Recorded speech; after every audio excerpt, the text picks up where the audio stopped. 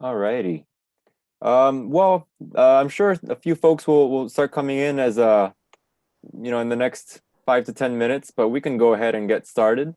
Welcome everyone to our June monthly meeting. It's pretty hard to believe 2021 is already halfway over, but here we are. Um, Thanks everyone for joining us, and of course, before we get started, uh, as usual, we have a few announcements that I'd like to give beforehand. So let me go ahead and share my screen quickly. Alrighty, 1 second. See, we're already getting a few folks coming in. Alrighty. So a few upcoming announcements and events. So in July and August, we're going to be having our chapter break, so we will not be having monthly meetings. We are currently trying to go back to in-person meetings come September, just given the trend with COVID. Thankfully, it seems that in Florida it's become much safer than it was in months prior. And in lieu of a sudden spike in cases, where that's at least going to be our aim as a chapter, to go back to in-person meetings in September, and hopefully be able to interact on a more personal basis. So to be determined. Stay tuned for that. Although we are taking a break in July and August, that doesn't mean that we won't be doing things in those months. There's a few key events that are upcoming. On Saturday, July 10th, there's going to be our chapter restoration workday at the Ernest Cove Visitor Center in Everglades National Park. If you'd like to volunteer but you haven't in the past, please contact Patty Fairs. Her Gmail is right there on the screen if you'd like to write it down. There's just some preliminary paperwork that the park requires for new volunteers. There is also going to be an August chapter workday, although the exact day for that has yet to be determined. So stay tuned. It'll be posted on the online calendar, or potentially also via email. On Saturday, July 24th, we will be having our July yard visit, going back to kind of the way we used to do it. Last year, we were lucky enough to have it at the Miami Beach Botanical Garden, but this year we're having it on someone's actual yard. Jeff Washaleski, who gave a presentation a couple months back, has very generously offered to host the July yard visit. There will be more information on that in the upcoming newsletter. Although we do know the date. It will be on Saturday, July 24th. And it seems we're looking at the evening for that. So between 5:30 and 7:30. But again, we'll have more information to you soon. And then finally, we have on Sunday, August 15th, the field trip to Florida City Pineland that will be led by Lydia Cuny, who is our new chapter secretary. And yeah, it's a bit of a break time, but still a few things to keep everyone occupied and hopefully have some fun with it. If you're interested in looking at additional events as well as plants, native plant articles, feel free to look at the June and upcoming July and August Tillandsia newsletter, which has much more information than I can fit onto this one slide. So I'd also like to take a moment to welcome our new members. We have a few. Welcome to the chapter, Rocco Sio, Andrea England, Carolos Nunez, Helen Woodmansey, Kathleen Meckler, and Natalia Herrera. Of course, our membership. Without our membership, we can't do what we do. So we're very happy to have you. And if you're tuning in and you're not a member, feel free to reach out to us at our email or find us on social media if you'd like to learn a little bit more about what we do as a chapter, what our goals are, what our aim is, and if you're interested in joining, I highly encourage you to do so. So that's it in terms of announcements. In terms of just a couple of housekeeping things, If you have any questions during the meeting, feel free to put them on the in the chat, and we'll go through it at the very end. And at the end, if you also have a question, you can also feel free to unmute yourself. We can have a more one-on-one conversation. And then lastly, so we are recording this meeting. If you're uncomfortable having your potentially having your face on the screen at some point, then please flip your camera off. If not, you're at liberty to do as you please. So with that said, I'd like to introduce our speaker for this evening. Thank you very much, Brittany Harris, for coming by and speaking tonight. Just to give a quick introduction, Brittany Harris is a biology PhD candidate at Florida International University in the Plant Ecology Lab with Dr. Suzanne Kopter. She's a Florida native plant enthusiast and ecologist. Outside her primary research in plant-pollinator interactions and plant reproduction in Pine Rocklands, she has worked in conservation research at botanic gardens, invasive plant biocontrol research, and large-scale remote sensing projects of plant communities in the Everglades. She has a master's degree from FIU and a bachelor's in biology from the University of New Orleans. She enjoys botanizing, kayaking, hiking, and gardening. Again, thank you. And I'm pretty sure you can share your screen, and when you're ready, you can take it from here. Awesome. Okay, so I'm gonna share and then have you guys confirm with me that you can see the whole thing. Okay, you can see the screen, you're okay? good to go. Everyone can hear me okay? Yep. Perfect. All right, so first I want to say Happy Pollinator Week. It's a very special week for us in the Plant Ecology Lab. And thanks to you guys for inviting me here and for y'all for spending your Tuesday evening with me. So the title of my talk is Plant Pollinator Networks in Pine Rocklands of the Florida Keys, but I'm not really going to talk too much about Pine Rocklands and the Florida Keys. This talk is really going to be about plant pollinator networks. Networks are a growing field in ecology, and I kind of want to break down some of the basics before I get really deep into my research.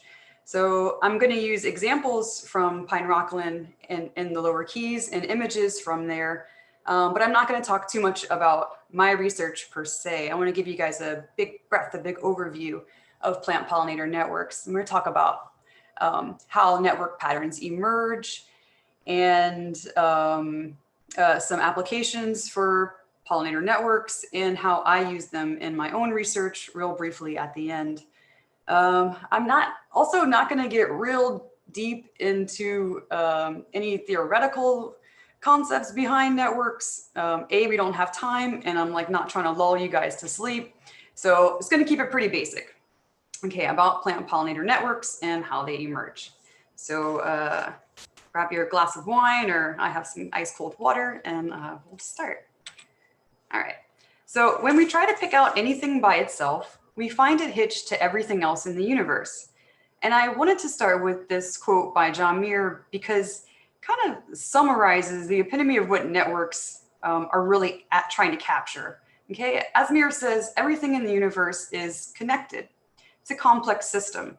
And networks are part of complexity science, and not because the networks themselves as tools are complex, but because they attempt to simplify the complexity of all these things that are connected together. So I hope to be able to dive into some of this complexity and how networks actually simplify this so that we can study them and understand things like their implications for conservation and land management and things like that. All right. So the idea of networks is really not that unfamiliar to most of us. I mean, we're communicating right now via the internet. Internet's a great example of a network. So we have our central core, the internet, and modems pick up that signal. Routers, it transmits to routers, and routers relay that internet signal to our computers. If we work in an office setting of some sort, then you may be on an internal network where your devices are all linked to each other. You may even have a firewall somewhere in there that breaks your network up from being able to communicate with other subnetworks, right? And a different type of network that we're also pretty familiar with, a lot of us might be familiar with, are social networks. Now, platforms like LinkedIn, they use network science to recommend employers to employees and vice versa based on who they know and what types of information they put out there on LinkedIn. And other social media platforms like Instagram and Facebook, they also use network science to recommend friends to you. You might know this guy, but there's a probability that you also know this guy based on who this guy knows and who they know and yada, yada, so on, so on. So this is one type of network. And although this diagram is real simple, it's just people in circles with links to each other, it's a lot of information here.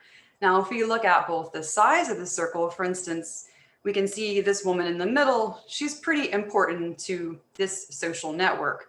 Her circle size is real large and she's linked to lots of different people. Okay, so what I want to do is with you guys is build our own quick little network. We're going to do a food network. And this is just to kind of get some of the basic concepts of networks down before we move into the plant pollinator world. Okay, so here is my family. This is me and my sister and her kids and her husband and some of the food objects that they eat that are in the kitchen. Now, these are called network nodes. And that's the only network term that I'm really going to use throughout this talk.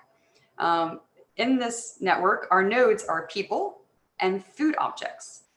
Now, unlike our social network, where we have one type of node, people, in our food network, as well as in a plant pollinator network, we have two types of nodes, plants, pollinators, people, and food. And so what we're interested in is how these two network nodes interact with each other.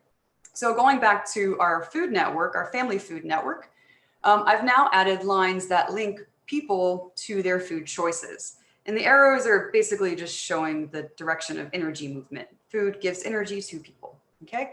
So we can see from looking at this diagram, all sorts of things start to emerge, okay? For one, Bob and Bella both have 4 food types that they consume. But if we look at where those links go, they actually consume the same food types, okay? And so they would be said to have high overlap. We can also see from the food's perspective that pizza is consumed by all people. So pizza would be considered a generalist in this system. All people eat it. Now, on the other end of that spectrum, we have these specialized food objects. This here is a legume, a bean, if you can't tell. And I specialize on beans in my family, and Emma specializes on what I represented as pot stickers in our family. And so if I make a pot of red beans and rice, I'm the only person that's going to eat it in the family. Pretty certain of that. All right. So thinking about some of these concepts, we can start to pull some information out. Now, right now, our links are just showing us food choices. Now, Bob likes spaghetti, but we don't know how much he prefers spaghetti to hot dogs, chicken, or pizza. Now, if we weight this food network based on actual preferences and what people actually consume, then lots of information starts to emerge, right? So we can see that this piece of chicken right here, it's not only liked by 4 people, but my sister has a very strong preference towards that chicken. If you put it up there, she's likely going to be the first to attack it. Okay.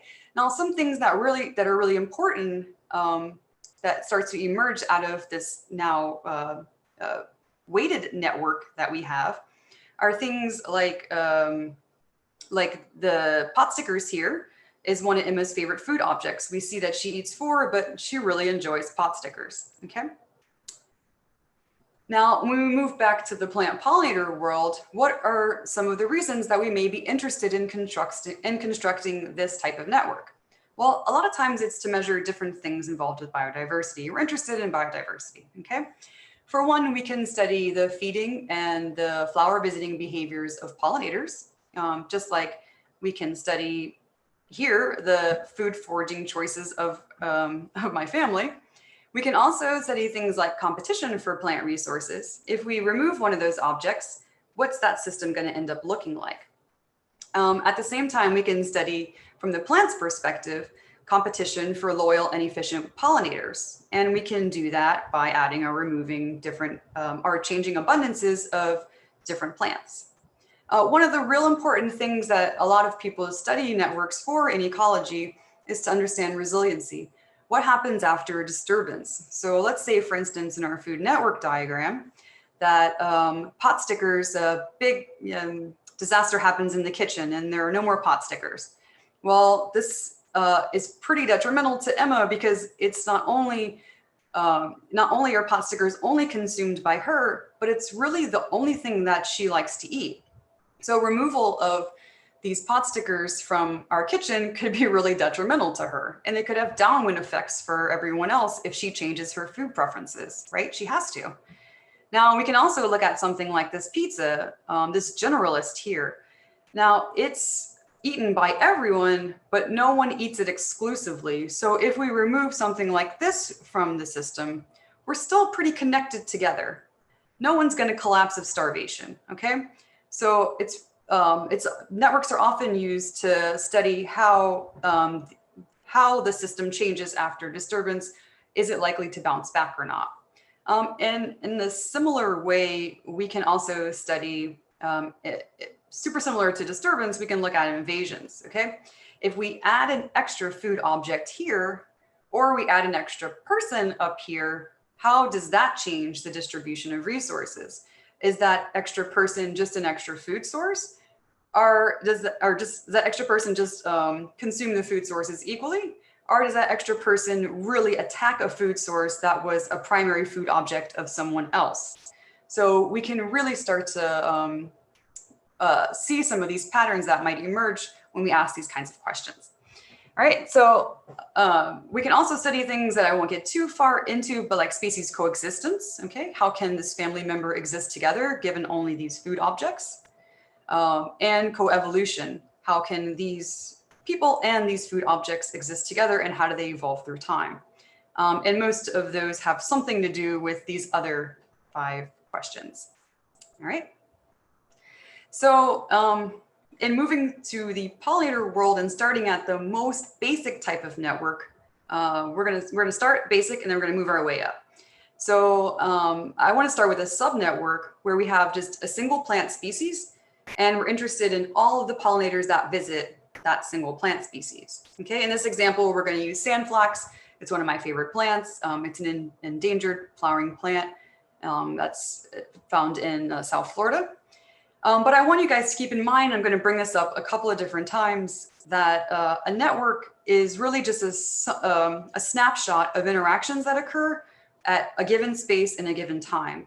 We're limited in our ability to go out and observe every single flower that exists. So I can't study all the every single flower across the whole entire range of this plant, across the whole entire flowering season, across all years. So we ask questions about in a certain space in a certain time about the pollinators of interest, are the plants of interest, are the community of interest. Okay, so in this example, I was asking questions about the pollinator community of Linum arenicola on Lower Sugarloaf Key and on Big Pine Key. And so this diagram itself, it's pretty simple. And there are very few words here, but there's a lot of information here. And so at our basic, we're gonna break this down and then we'll move up to bigger and bigger networks, okay? So just focusing here on this top row, the colored row, we can see that small bees are the dominant visitors. So the width of these bars are based on the visits per flower over time. So it's visitation frequency. And we can see that small bees visit flowers much more frequently than any other bee. And we can see that leafcutter bees here, the megachilates, they come in second place. And the flower flies, they're like the third dominant visitors. And we have subsets of other pollinators that visit too. Now, if we move to the middle section, to our edges, our links, the gray shaped pyramids, we can get quite a bit of information from there too. For instance, on Lower Sugarloaf Key, small bees are the only visitors to those flowers. Okay, yet on Big Pine Key, all of these different pollinators visit the flowers, and small bees are only a subset of the flower visitors. Okay, and it's going to have really important consequences for conservation. For instance, say small bees disappear from Lower Sugarloaf Key. Well, the probability of pollen moving between flowers of Lina marinicola is now much lower, if not improbable, because they're the only pollinators on Lower Sugarloaf Key that pollinate flowers.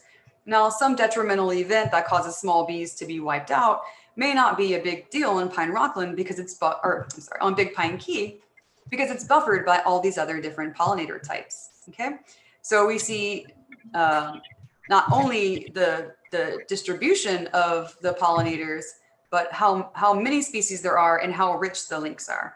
Okay.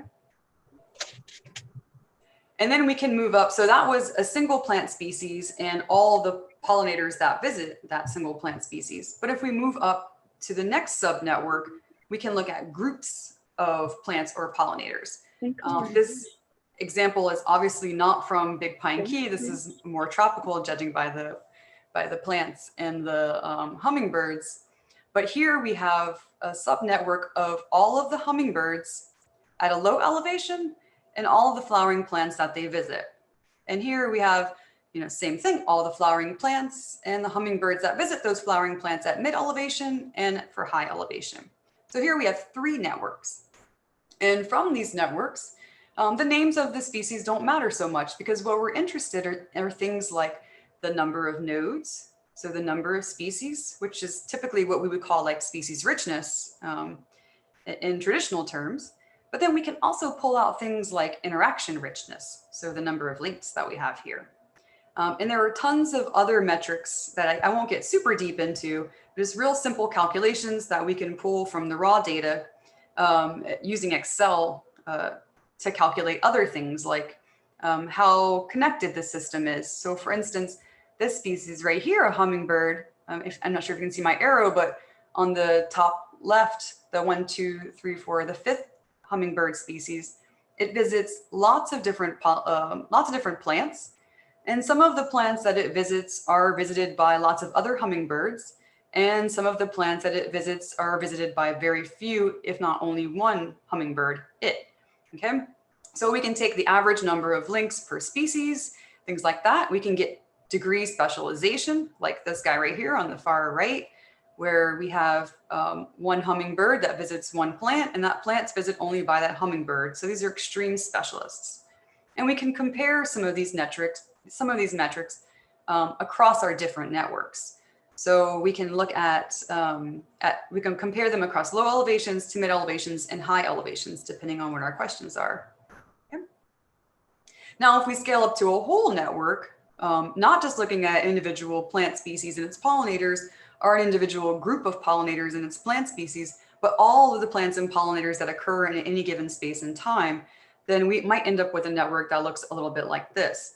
Now, don't be intimidated by this network. It's not intended for you to be able to read any of these names, nor count the links or see where the links are going. We'll count the links, yes, but not from the diagram. But the purpose is to understand the distribution of these links and to pull out the same kinds of metrics that we talked about earlier. It's like species richness, the number of interaction diversity. We can look for things like dominant species, which species are visited the most frequently.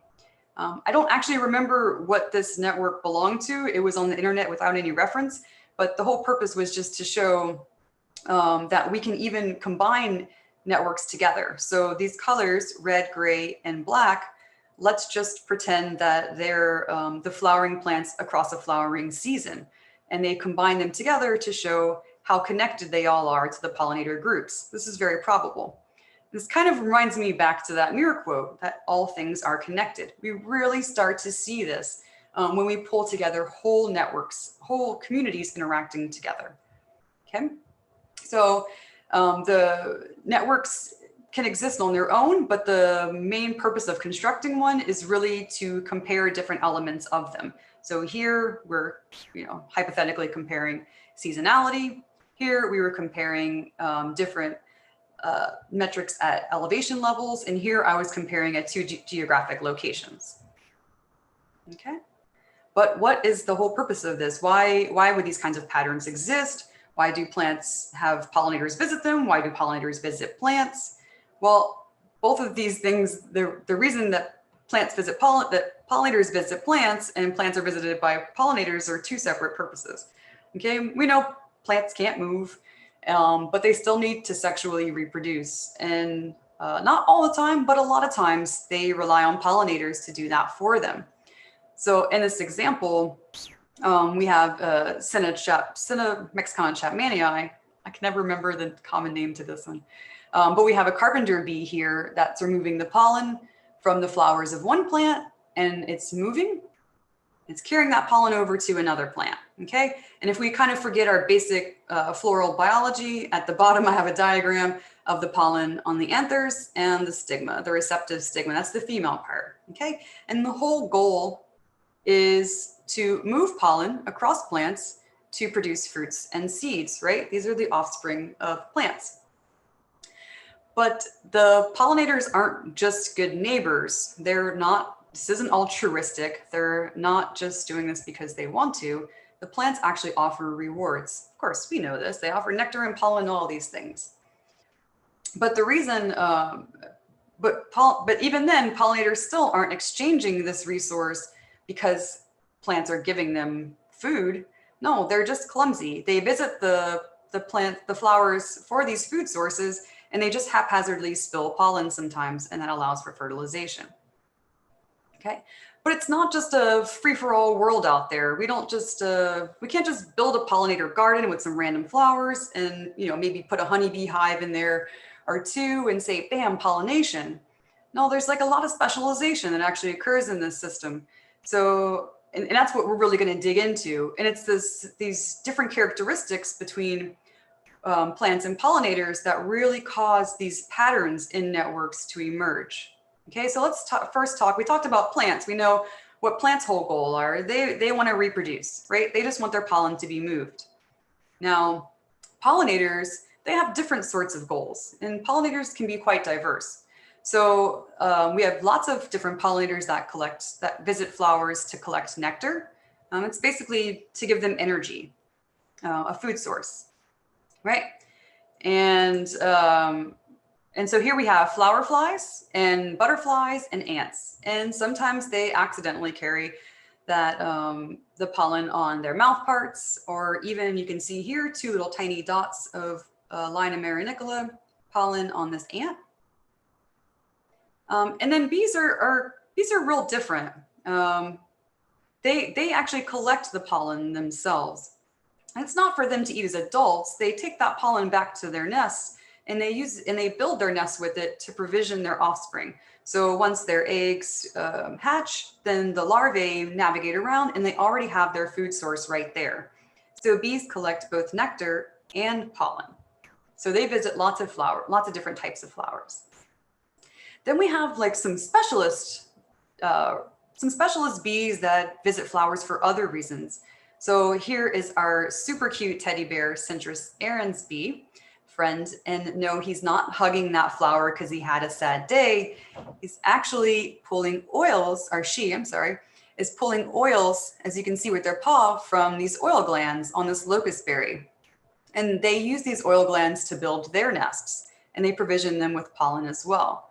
And so what happens is all of this pollen that's on its leg right here sometimes gets on the flowers as it's collecting and as it's hugging to grab oils.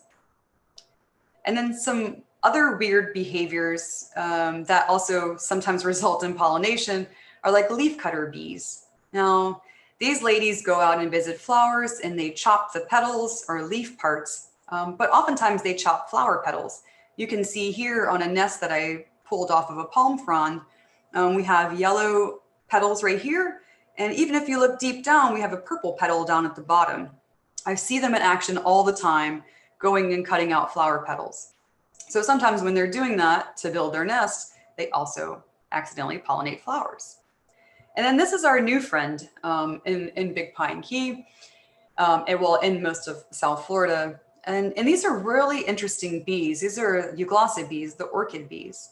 And the females collect everything from resins, nectar, and pollen, but the males also frequently visit flowers for really weird behavior.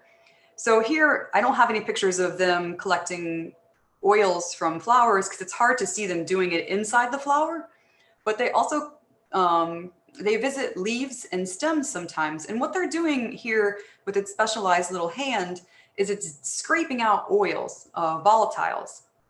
And then it visits all sorts of different flowers and plants, leaf parts and decaying material. And it stores these oils in its back leg, this big inflated back leg.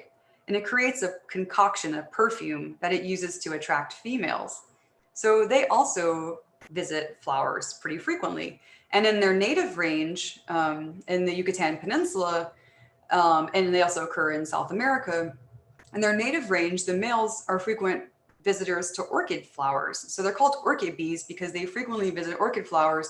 And sometimes when they're visiting, they get chunks of the pollinia, which are the big pollen pockets placed on their head. And so they sometimes pollinate orchids.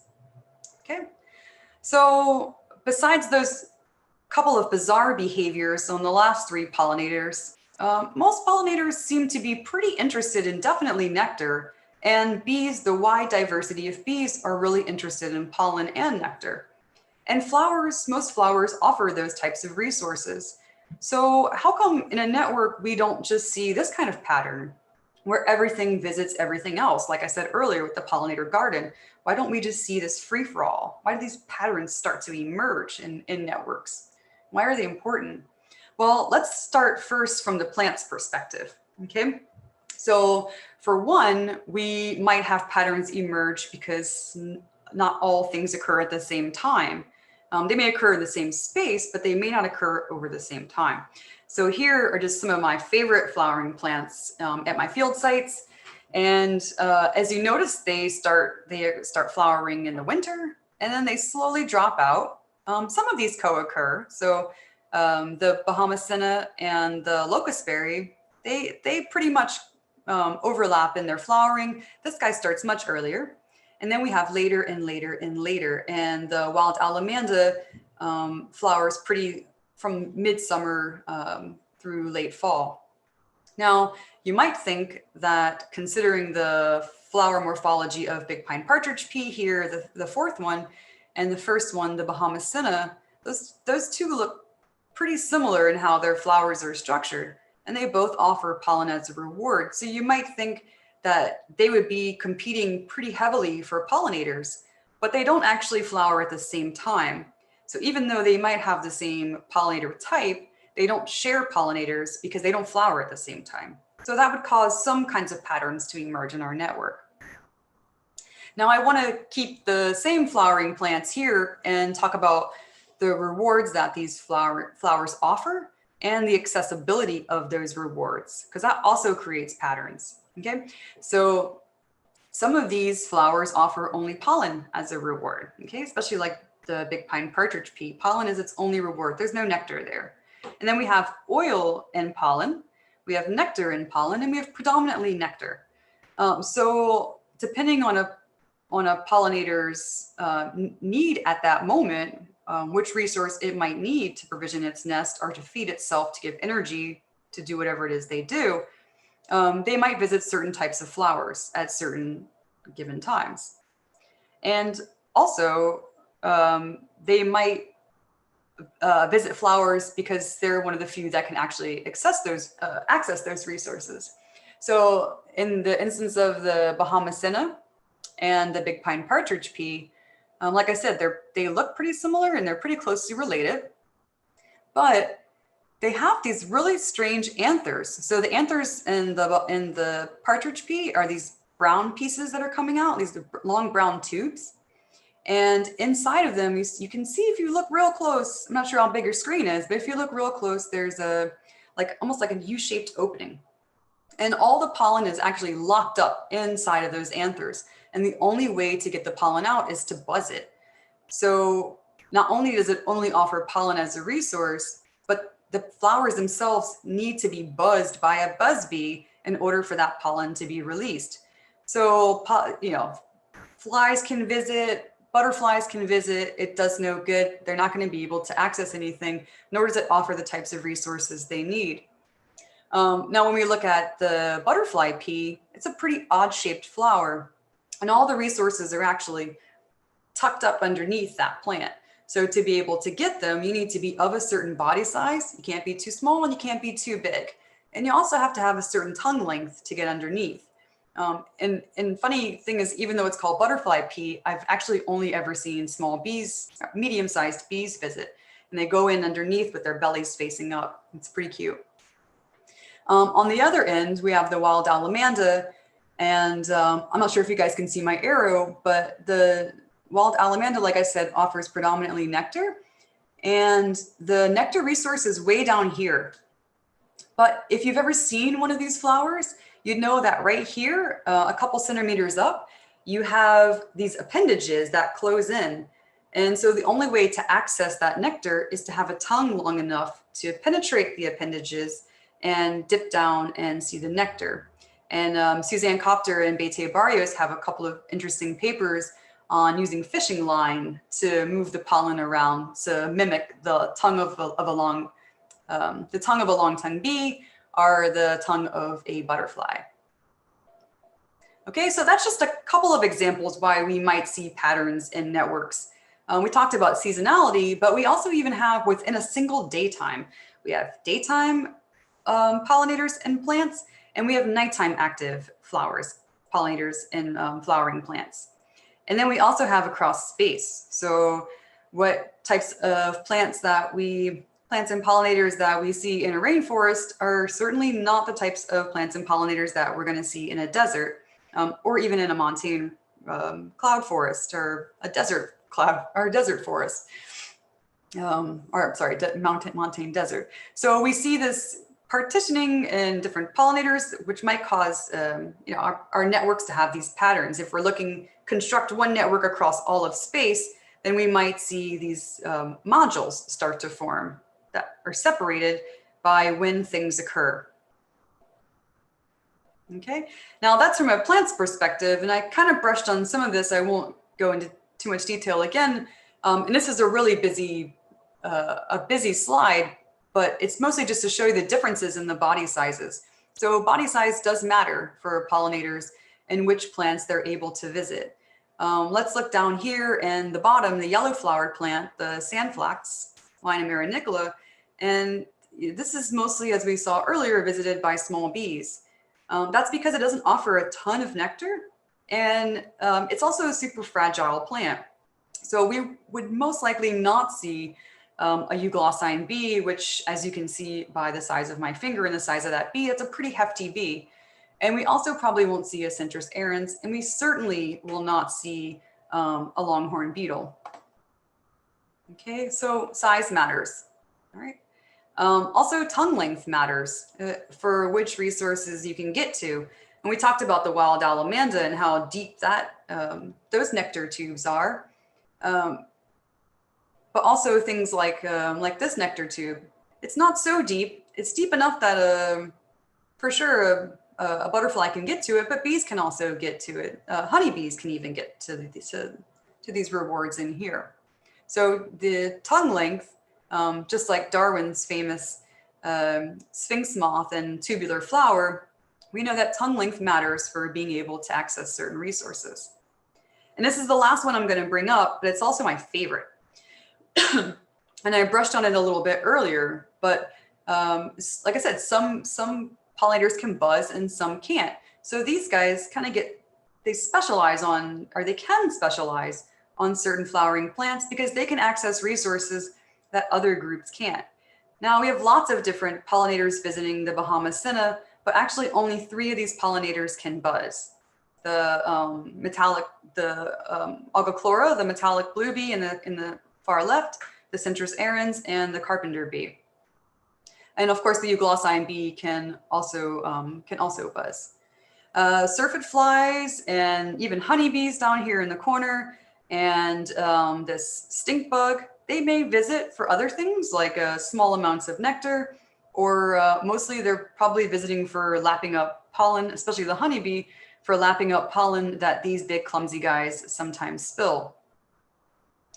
So when we think about, when we consider all of these different characteristics, the resources that plants offer and the resources that pollinators want, the body size and the tongue length and the accessibility, then we can really begin to understand how we might see some of these patterns emerge. And this is just a hypothetical pattern, one that I just sort of drew up with some arrows, nothing quantitative or anything like that.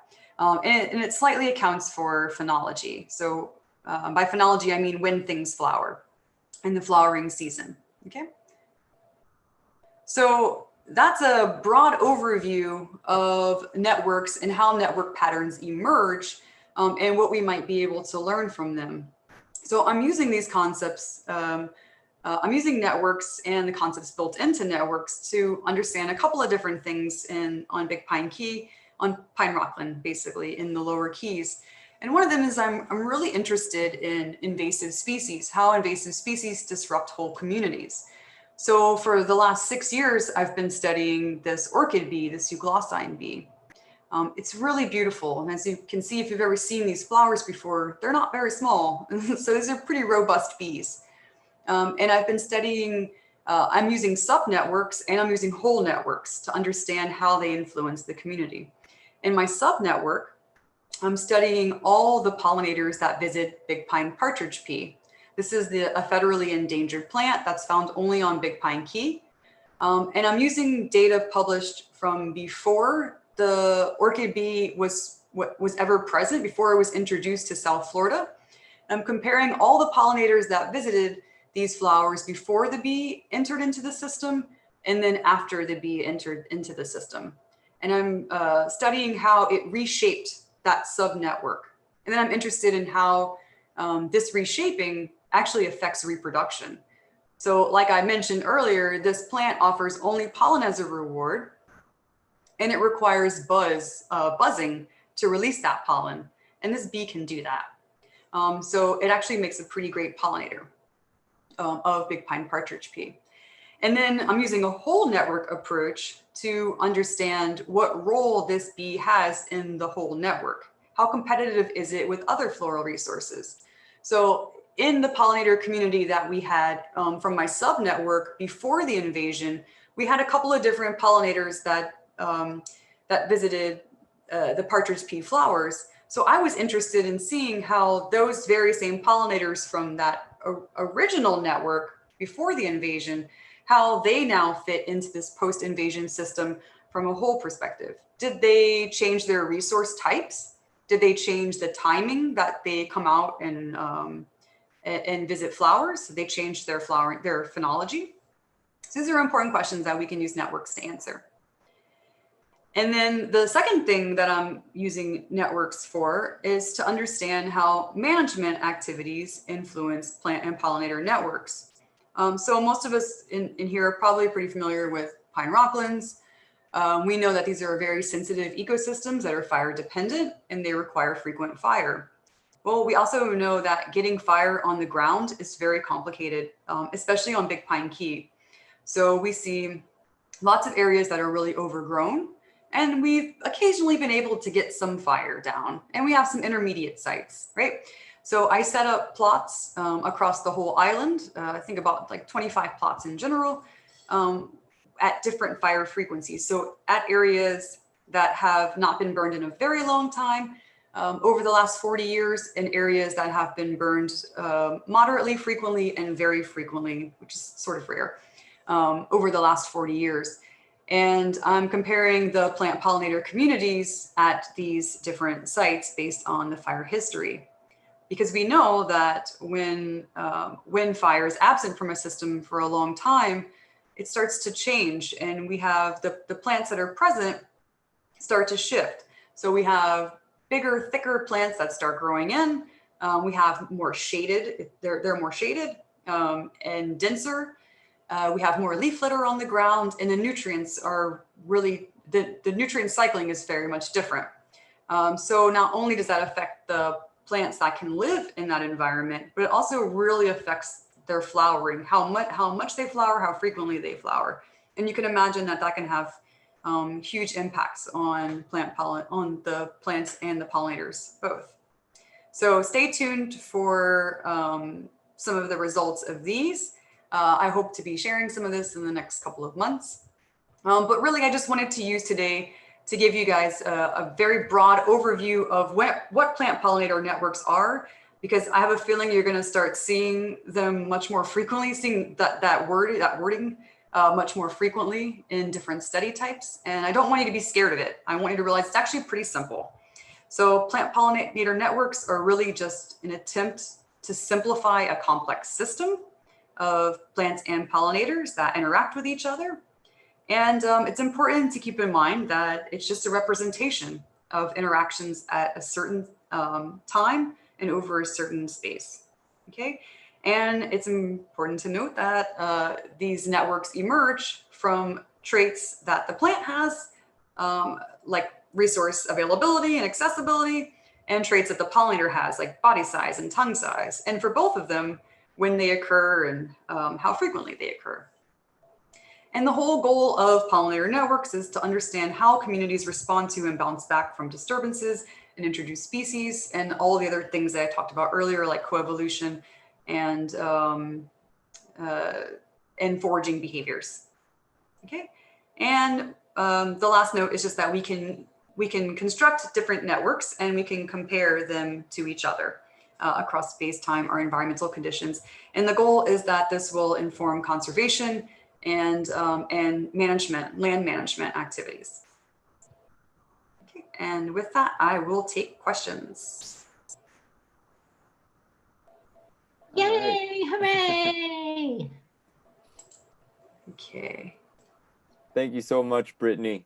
For Awesome sure. presentation. I'll stop sharing. Okay. Hopefully that was simple. I think it was a very good summation of the concepts. I loved your use of the diagrams. You know, very great way to kind of show the concept. Thanks. Good. Does anyone have any questions for Brittany? I see Suzanne. Is that your hand raised? Yes, it is. Hey, John and Suze. Hey, Britt, that was a great talk. Oh, thanks.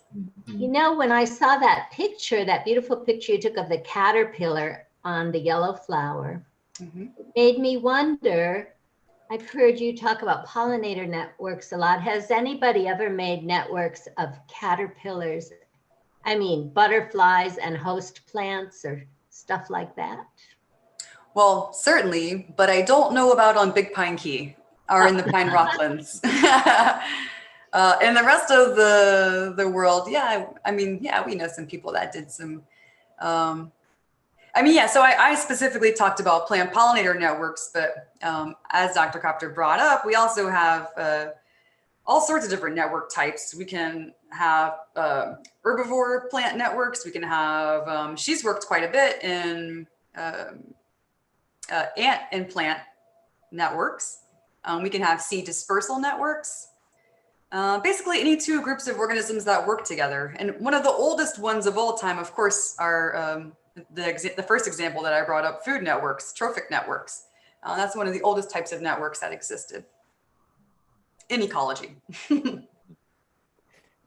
Well, I have a question. So I'm wondering if I could bridge a gap here. You know, we had a presentation a few months back about the use of citizen science to get information on ecological information that can then be used to bolster research. So in studying pollinator networks, have you or has anyone used this kind of information? We do have Joe here. I don't want to put you on the spot, but I've seen a lot of the photos that you take are of insects that you find on a very particular species of flower. and you have a whole diversity of species that visit, to use it as an example, like Biden's alba. So I'm wondering, how useful is citizen science is in kind of getting some of this information about pollinator networks? That's a tough one. I would love to be really optimistic about it, and it'd be great to have all sorts of people come and help out with even just documenting photos of just occurrences of pollinators on plants. If there are good solid pictures of them, then we can use that information for sure. But pollinators are small, and they're kind of hard to identify. I didn't show all the different leafcutter bees that I have, but right now I'm struggling with trying to identify 15 different species on just the one island of leafcutter bees in the same genus. And the differences come down to one edge in a tooth versus 3 edges in a tooth. So it's kind of hard to document. I mean, we have experts. There are a few experts out there, very few and far in between, that can be like, yeah, that's a, Megachile bahamensis or whatever. But yeah, I'm definitely not at that stage yet. And I've been looking at these guys for a long time. So, well, not really that long, relatively long. But yeah, that would be great. I would love to see something like that. Kind of along the same lines, but maybe a little bit different. Is they do have, there are a couple different apps like Discover Life, iNaturalist, and Bug Guide, I think. And people can submit photos through there. And you have experts that go in who are pretty familiar with that subgroup of pollinators. And not only do they attach the pollinator, but they attach the plant too. And you can construct a list of interactions. And they have also a few different websites. I'm not sure if they're maintained, but there used to be a really good one on interaction diversity where you can go in and upload any 2 things that you see interact with each other. So if you see an ant on a plant drinking a nectary, you could upload that plant and that ant together and create a big list of them. And that kind of stuff is very useful, very useful. Okay. Do you remember the name of that app for the interactions? I think it was called Web of Life. Okay. The last time I checked, I don't think it was still active. That would be cool if they reactivated. That's a pretty maybe that'll unique be way my to. goal. Yeah. Thank you. For sure. Anyone else? You could also type questions in the comments section. I have a question. So the field work then involved with observing these pollinators, what does it consist of? Just kind of, waiting and watching with, nice camera equipment to get photos? Because, you mentioned the Megachile bees, and I've posted lots of photos of those, and I know that, it's so hard to identify them. I always leave it to the people that are on iNaturalist because it's just too complicated to learn. But I mean, that's what it consists of in getting all of this data. Mm-hmm. Well, that's a really good question. I had a slide for that and I took it out because I was like, oh, too much information. But how we construct the networks, it has to be standardized, right? So we can write down, we can use citizen science and look at photos and say this pollinator visited this plant.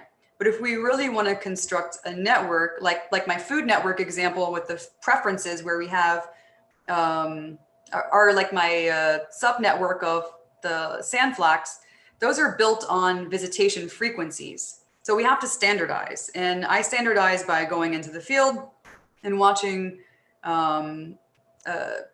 well, first I have plots and I have certain times that I walk around those plots and I look at those flowers, but mostly what it comes down to is having set timed observations at a flower. So then you can calculate visits per flower per hour, or visits per flower per minute, whatever time unit you want to use. But that per flower is really what kind of gets it, or per plant. And then you can standardize and lump all them together and then look at actual preferences. So, right, so you only then need to like photograph the ones that are difficult to identify So you can just observe and you'll recognize like the Euglossa bee is a pretty straightforward ID. So then there's no need to photograph. So yeah, okay, that makes sense with the Yeah, standardization. and so some people, like in the hummingbird example that I brought up, isn't my work, but in the hummingbird world, hummingbirds are pretty big. So a lot of times these guys are spoiled. They get to use video cameras, and they can just time their video camera observations and say, yep, that hummingbird, that hummingbird, that hummingbird. But you can't really do that with tiny pollinators because some of them are like smaller than my pinky nail. But what you can do, and what most people do, and what I do, is actually capture with a net. So I didn't show the collection because it's kind of morbid for some people to see. But yes, you do actually have to sometimes kill the pollinators to take them back with you so that you can open their mouth parts up and count the numbers of teeth, or open their hind parts up and look at the genitalia, or look at their little tarsi, or whatever the characteristics are. So yeah, most of the time you're actually netting. You're not just photoing. I just love my camera, so I photo a lot. But yeah, netting is the most important. That makes sense. Cool. Thank you. All righty. Anyone else? Feel free to unmute yourself as well.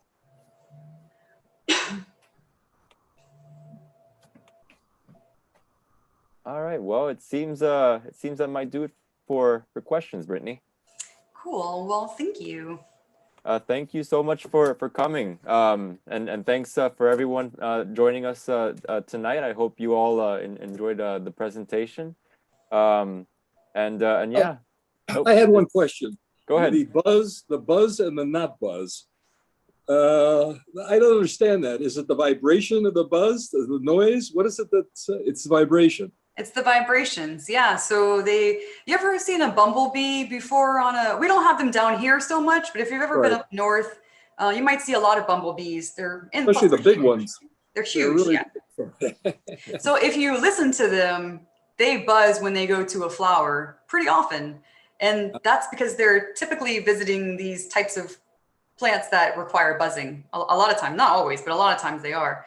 It's an actual vibration, and that vibration cues up the anthers to release that pollen. And I've seen a video of the anthers exploding before, but it's really like just this powder that just goes up in the air like crazy, they kind of scramble to collect that pollen.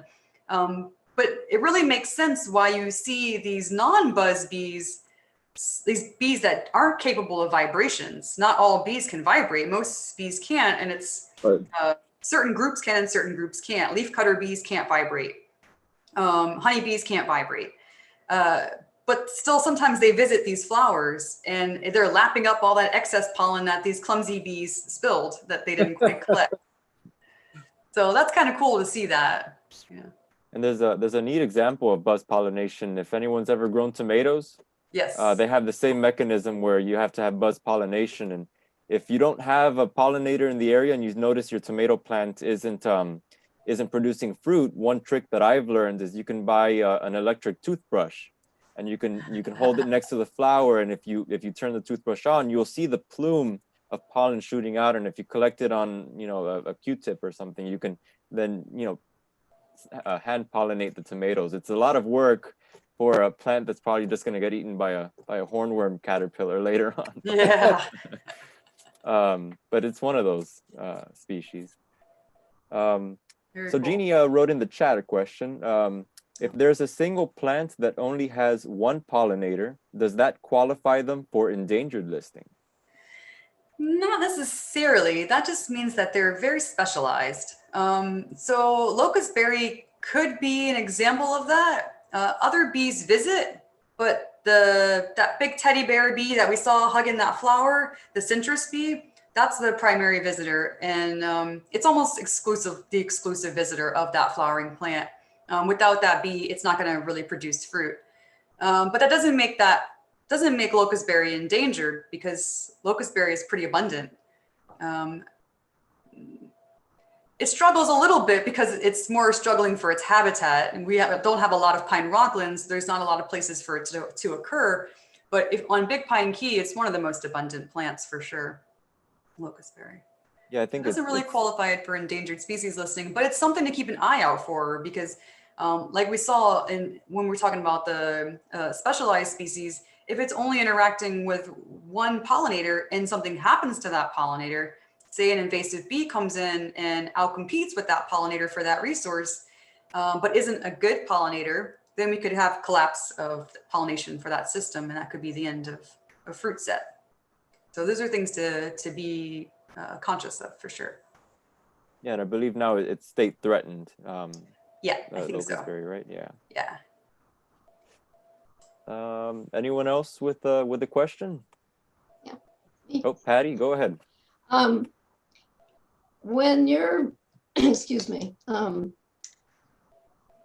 when you're done with your research, will someone be waiting to use it in their management, or will you have to kind of go sell it? I'll have to sell it for sure. Yeah. But people know what you're studying. I mean, the agencies and yeah, more or less. And I like to think that they think it's impactful, but sometimes that takes a little bit of convincing too. So I hope that I can be successful at that. I need to get out there a little bit more and talk about my work to some of these agencies. I'd love to be able to work for one of them one day. Well, are there any prime examples that show, you know, the disappearance of a certain pollinator just completely disrupting the entire ecosystem? That shows why it's, you know, the importance of learning pollinator networks?